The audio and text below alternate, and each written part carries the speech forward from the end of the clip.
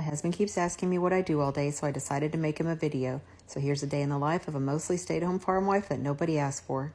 My husband's home today and wanted some breakfast, so I made him some croissant sandwiches and some butter eggs, and then I delivered them on a tray over to the house. After breakfast, I went and cleaned up the dishes. Then my parents called and said they wanted some trees, so we told them to come on over. We live on a tree farm. It's time to plant the garden, and we decided to use some old water troughs we found in the woods. While we were loading the trees, we both touched some poison ivy vines, so I took him a poison ivy wipe and headed back to open the gate. I had to go say hi to my mama cow while I waited for him. Sometimes I feel like all I do is open the gate. I headed to the barn to grab the lawnmower and realized the battery was dead, so I had to get the jumper to get it started. I mowed the tall grass down where we're going to put the water troughs. I decided to mow some more while I waited for my husband. He came back and weed whacked, and then we cussed and discussed about how to do the garden. Good thing I made us a good breakfast, because I think I squatted down and leveled these blocks 1,000 times today. This garden is going to be temporary. When we build our new garden, it's going to have an actual pad under it, so hopefully we won't have to level as much.